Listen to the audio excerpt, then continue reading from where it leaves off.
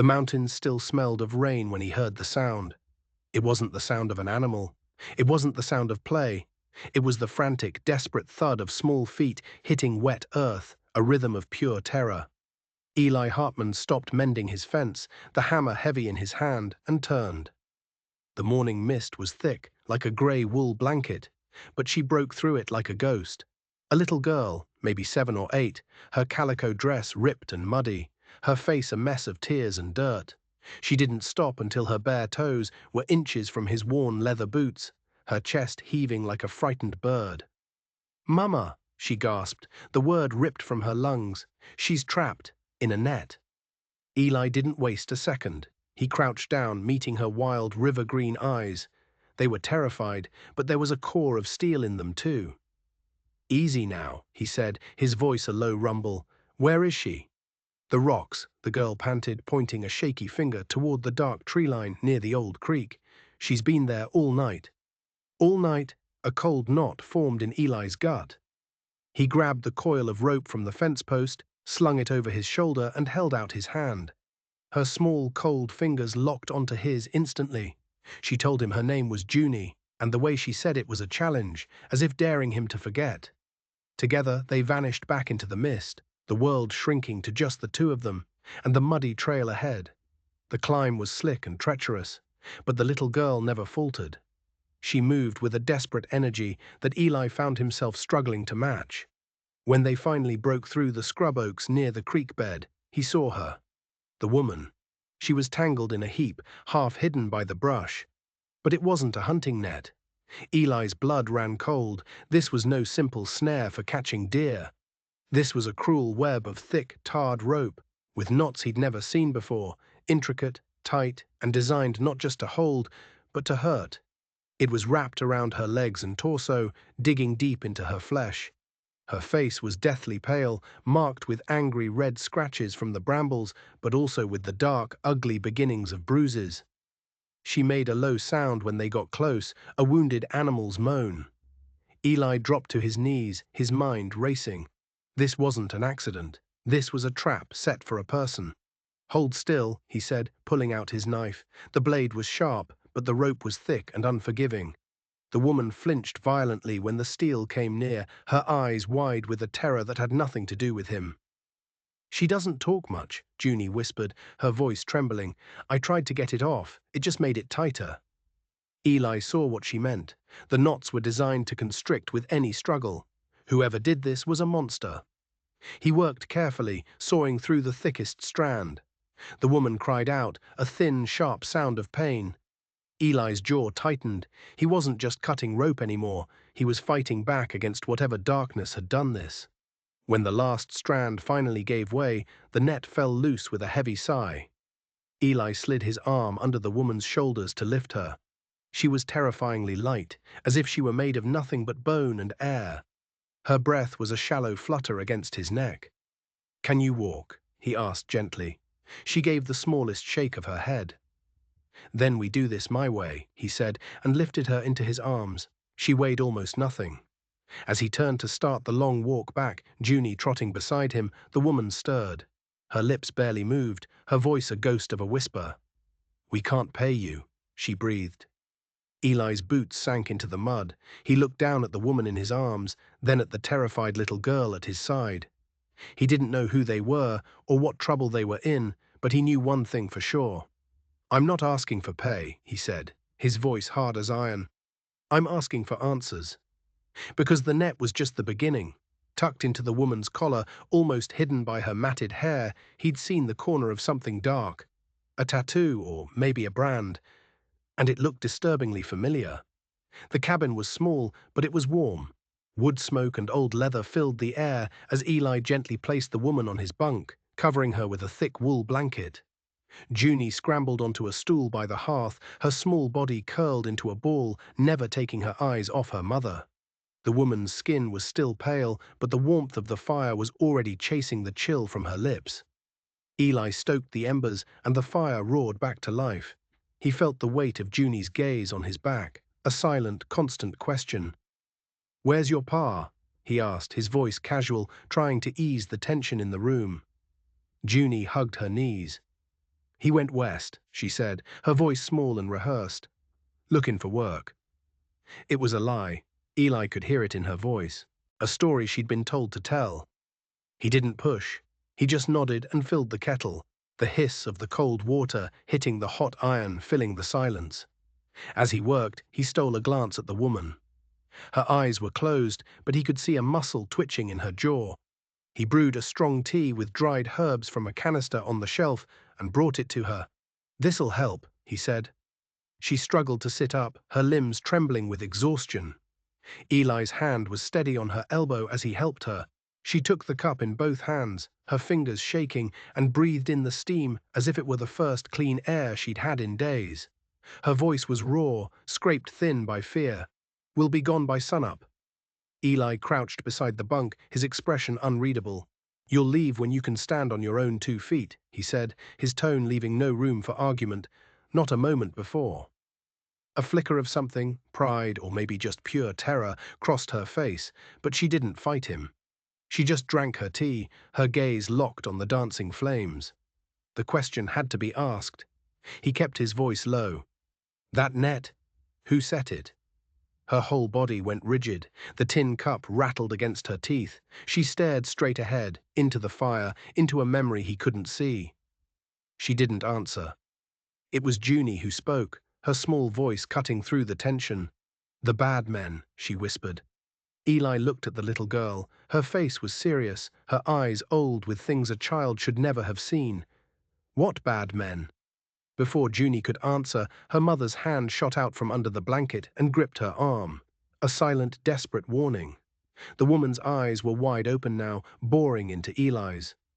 They weren't asking for help. They were pleading with him to stop, to ask no more questions.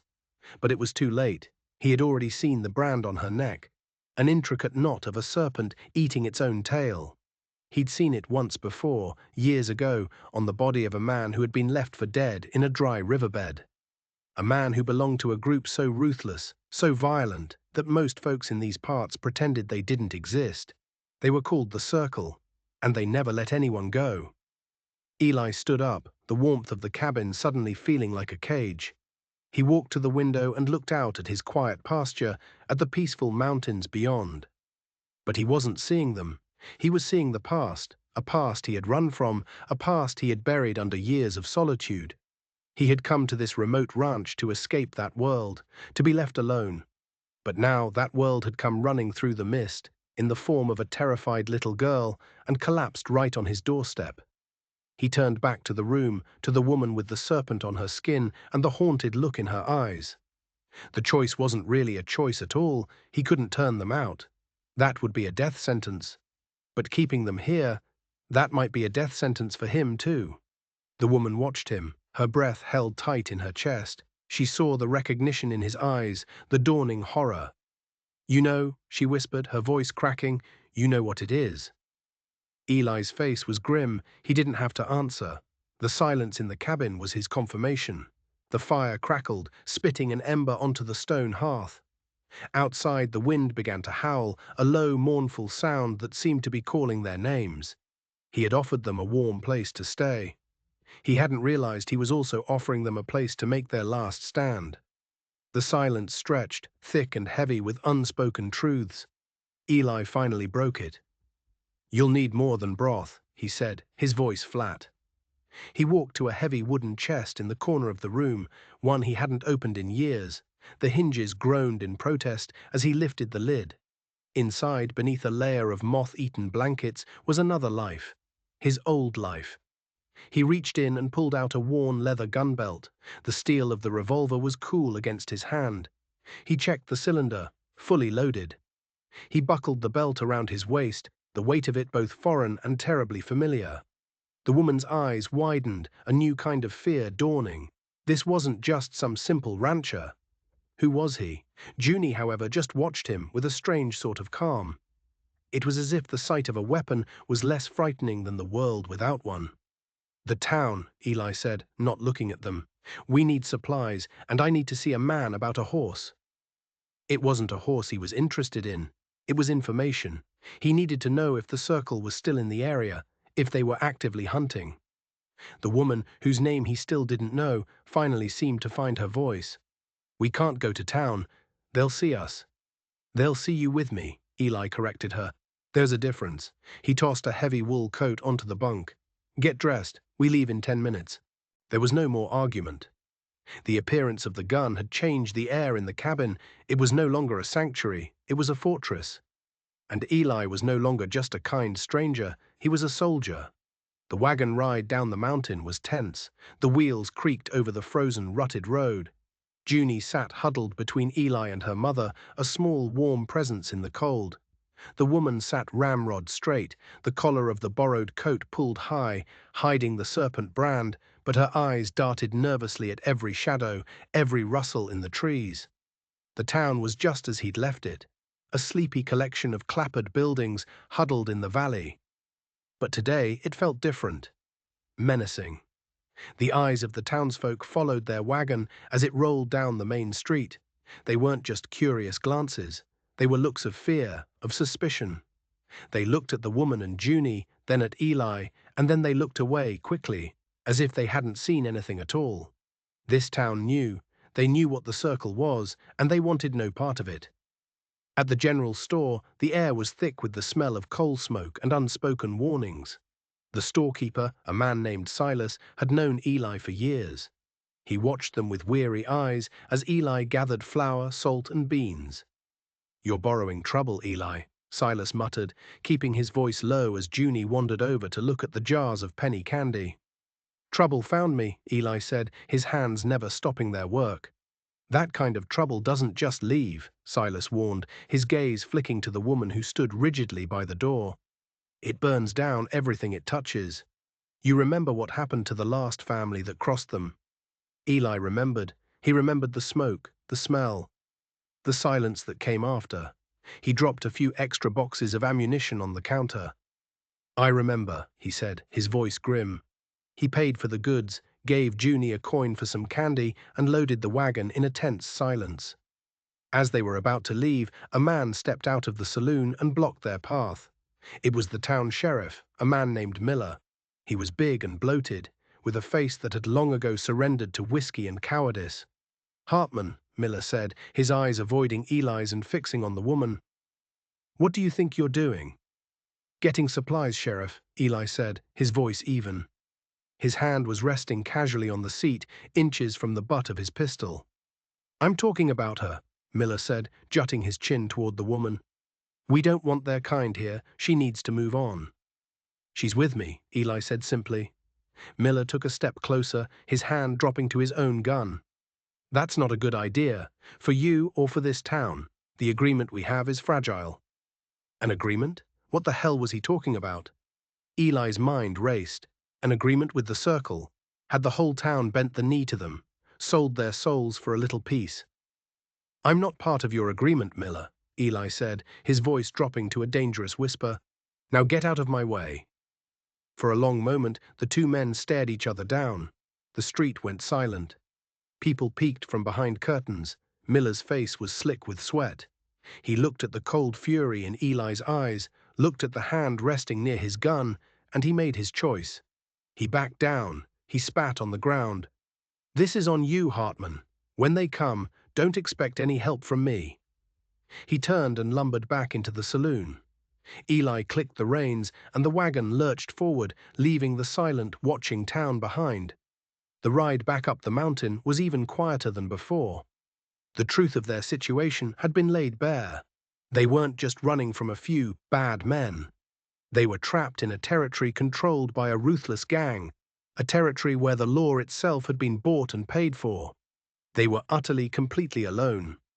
When they were halfway up the mountain, the woman finally spoke, her voice barely a whisper against the wind. "My name is Sarah." Eli kept his eyes on the trail ahead. "And my husband," she continued, her voice trembling, "he isn't looking for work. He's the one who leads them. He's the one who's hunting us." The final piece of the puzzle clicked into place. This wasn't just a random victim. This was personal. She was the wife of the Circle's leader. She hadn't just escaped. She had betrayed them. And her husband, the man who was supposed to protect her, was the monster she was running from. Junie, who had been quiet the whole time, slid across the seat and pressed herself against Eli's side. Her small hand found his. It wasn't a plea for help, it was a statement. She had chosen her side. Eli looked down at the little girl, then at Sarah, whose face was a mask of despair. The comfortable solitude he had built for himself was gone, shattered. He was now the sole protector of a woman and child marked for death, in a land where even the law was on the side of the executioners. The weight of it settled on his shoulders, heavier than any winter snow. He pulled the wagon to a stop, not at his cabin, but at the turnoff to the old shack by the creek where Sarah and Junie had been hiding. "Stay here," he said, his voice grim. "There's something I need to see." He had to know what they had been running from, and more importantly, what they might have taken with them. The old shack was barely standing, a sad little lean-to of rotting planks and patched tin. The door hung on one hinge, groaning in the wind. Inside it was cold and damp, smelling of fear and desperation. A pile of rags in the corner served as a bed. A few empty tins were scattered on the floor. It was a place of pure survival. Eli's eyes scanned the small space, looking for anything out of place. He kicked at the rags, pushed aside a loose floorboard. Nothing. He was about to leave when he saw it. Scratched into the grimy wood of the far wall, hidden behind a loose piece of bark, were a series of symbols and numbers. It wasn't a message, it was a map, or part of one. He ran his fingers over the crude carvings. He didn't recognize the symbols, but he knew what he was looking at. This was the reason. This was why Sarah's husband was so desperate to get her back. She hadn't just run away. She had stolen their secrets. A floorboard creaked behind him. Eli spun around, his hand flying to his gun, his heart pounding in his chest. But it wasn't one of the circle. It was Sarah. She stood in the doorway, her face pale, her eyes locked on the map on the wall. "I had to," she whispered, her voice ragged. "It was the only way. The only leverage I had to keep Junie safe." "Leverage for what?" Eli asked, his voice low and urgent. "There's a ledger," she explained, her words tumbling out in a rush. "My husband, his name is Caleb. He keeps a book. Everything is in it. Names, dates, payments. Who he's bought, who he's buried.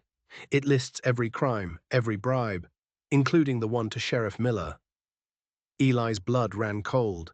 A book like that would be enough to burn the entire circle to the ground. It was a weapon. "Where is it?" he demanded. "I don't have it," she said, shaking her head. "But I know where he keeps it. This map, it leads to the place. I memorized one part of it, the beginning before I ran. I scratched it here so I wouldn't forget." So that's what this was all about. It wasn't just a domestic dispute turned deadly. This was about a book that could bring down a criminal empire. And Sarah had just painted a giant target on both their backs. Suddenly, a sound from outside cut through the air. The sharp, piercing cry of a hawk. But it wasn't a hawk. Eli knew that sound. It was a signal. He'd heard the circle use it before. They had been found. "Get back to the wagon," he hissed, grabbing Sarah's arm and shoving her toward the door. "Now!" They scrambled out of the shack just as two figures on horseback appeared at the edge of the clearing. They were dressed in dark dusters, their faces shadowed by the brims of their hats, but Eli could see the silver glint of the rifles cradled in their arms. They weren't here to talk. "Go!" Eli yelled, pushing Sarah toward the trees where the wagon was hidden. He drew his pistol, the cold steel a familiar comfort in his hand. He fired a single shot over the riders' heads, a warning. "Get the hell off my land!" The riders didn't flinch. One of them raised his rifle. The crack of the shot echoed through the valley, splintering the wood of the shack door just inches from Eli's head. There would be no warnings. He ducked back behind the corner of the shack, his heart hammering against his ribs. He was one man, with a pistol, against two men with rifles. The odds were not in his favor. He could hear Sarah crashing through the underbrush, trying to get to Junie and the wagon. He had to buy her time. He risked a glance around the corner. One of the riders was dismounting, moving to flank him. The other stayed on his horse, his rifle trained on the shack. They were pros. Methodical. Eli knew he couldn't stay put. He was pinned down. He took a deep breath, pictured the layout of the land in his mind. There was a shallow ravine about 20 yards behind the shack. If he could make it there, he'd have better cover. He waited until the flanking man was halfway to his position. Then he burst from behind the shack, not toward the ravine, but directly at the mounted rider. It was the last thing they would expect. He fired twice, the roar of the pistol deafening in the quiet woods. The horse reared in terror, throwing the rider. Eli didn't wait to see if his shots had hit. He dove headfirst into the ravine, rolling down the muddy slope and coming to a stop behind a thicket of tangled roots. Dirt and leaves showered down on him. A rifle shot slammed into the earth just above his head. He was out of their line of sight, but he was trapped. The man on foot was now moving to the edge of the ravine, trying to get an angle on him. Eli pressed himself flat against the cold, damp earth. He could hear his own ragged breathing. He had 6 shots in his pistol. He'd used 3 shots left, against 2 men with rifles. He heard them talking, their voices carried on the wind. "He's in the ditch," one of them said. "You flush him out. I'll pick him off when he runs." Eli's mind raced. He was out of options. They had him cornered. He thought of Sarah and Junie, alone in the wagon. He thought of the promise he had made to himself years ago, to never get involved in this life again. A promise he had just broken. He checked his pistol one last time. 3 bullets. He could hear the heavy footsteps of the man approaching the edge of the ravine. This was it. It was a good day to die. Then he heard another sound. A sound that didn't belong. The frantic, high-pitched squeal of a pig. It was followed by a loud crash and a man's curse. Eli peered through the roots. The man who had been stalking him was on the ground, tangled in a mess of rope and netting, a small, furious piglet trying to bite his boots. And standing over him, holding a heavy stick like a club, was Junie. The little girl had taken a piece of the net they had cut off her mother, fashioned a crude snare, and baited it with the last of her peppermint candy. She had caught one of the bad men, just like he was some wild animal. The second rider, the one who had been thrown from his horse, was getting to his feet, his rifle still in his hand. He saw his partner on the ground, saw the little girl, and a look of pure, murderous rage crossed his face. He raised the rifle, aiming it directly at Junie. There was no time to think. Eli launched himself out of the ravine, screaming a wordless roar of fury. He fired his pistol twice. The first shot went wide. The second caught the rider in the shoulder, spinning him around. The man staggered but didn't fall. He brought the rifle back around, his eyes filled with hate. Eli's pistol was empty. He was a dead man. But then another shot rang out, louder and deeper than the pistol. The rider crumpled to the ground, a dark stain spreading across the front of his duster. Eli stared, stunned, his empty gun still raised. Standing at the edge of the clearing, smoke curling from the barrel of the rifle she held, was Sarah. She had taken the spare rifle Eli kept under the wagon seat. Her face was white, her hands shaking, but her aim had been true. The woods fell silent, the only sound the whimpering of the man caught in Junie's trap and the frantic snorting of the piglet. They stood there for a moment, the 3 of them, covered in mud and sweat, surrounded by the sudden brutal violence. The rancher, the fugitive, and the little girl. An unlikely army. Eli walked over to the man in the net. He recognized him. A low-level enforcer for the circle named Hobbs. Eli kicked the rifle away from his reach and knelt down. "Where's Caleb?" Eli demanded, his voice dangerously quiet. Hobbs just spat at him. "He'll find you, and he'll peel the skin from your bones for this." Eli pressed the barrel of his empty pistol against the man's forehead. "Wrong answer. Where is he?" Fear finally broke through the man's bravado. "He's at the old quarry," Hobbs stammered. "He's waiting for us to bring her back. He's got the rest of the boys with him." The old quarry. It was a remote, abandoned place deep in the mountains, a perfect spot for an execution. Eli stood up, his mind working furiously. They had won this small skirmish, but the war was far from over. Caleb and the rest of his crew were just a few miles away. They would have heard the shots. They would be coming. They couldn't go back to the cabin. It wasn't safe anymore. They couldn't run. There was nowhere to go. Sheriff Miller had made that clear. There was only one path forward. They had to go on the attack. They had to get that ledger. He looked at Sarah, who was still holding the rifle, her knuckles white. He looked at Junie, who was calmly trying to coax the piglet out of the snare with a piece of bark. They were terrified, outmatched, and hunted, but they were still standing. All right, Eli said, reloading his pistol with the ammunition from his pocket. Here's the plan. He looked from Sarah to Junie, the last two people on Earth he ever expected to fight alongside. We're going to the quarry, and we're going to end this, tonight. The quarry was a gaping wound in the side of the mountain, a place of shattered rock and deep shadows under the cold light of the moon. A campfire burned near the edge of the main pit, casting flickering, distorted shapes against the stone walls. 5 men were gathered around it, their voices low and rough. And standing slightly apart from them, staring into the flames, was a tall, lean man with a cruel face and dead eyes. Caleb, Eli, Sarah, and Junie watched from the ridge above, hidden in a thicket of pine. They had left Hobbs tied securely to a tree far down the mountain. They had the element of surprise, but that was all they had. It was 3 of them against 6. The ledger will be in the office, Sarah whispered, pointing to a small, dilapidated shack perched on the far side of the quarry. He always keeps it close. There's too many of them, Eli said, his eyes scanning the layout. We'll never make it across the open ground without them seeing us. Junie, who had been peering through the branches, tugged on his sleeve. The carts, she whispered. Eli followed her gaze. On the other side of the quarry, a line of old ore carts sat on a rusty track that led from a mine entrance down a steep incline right past the camp and ended near the office shack. The track was old, but it looked solid. A crazy, desperate idea began to form in Eli's mind. It was a fool's plan, a suicide run. But it was the only plan they had. Sarah, he said, turning to her, how well can you use that rifle? Well enough, she said, her voice steady. Good, Eli said, you're going to create a diversion. On my signal, I want you to start taking shots at the rocks above their camp. Not at them. I don't want them to know where you are. Just make noise. Cause chaos. Keep their heads down. He then turned to Junie. And you, little one, he said, his voice soft, I have the most important job for you. He explained the plan. Sarah would provide covering fire. He and Junie would sneak around the quarry to the mine entrance at the top of the tracks.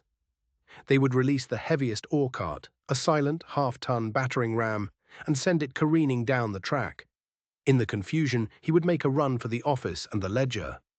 It was insane. So many things could go wrong. But as he looked at their determined faces, he knew they would do it. They moved like ghosts through the darkness. Sarah found her position, a perfect sniper's nest, with a clear view of the camp.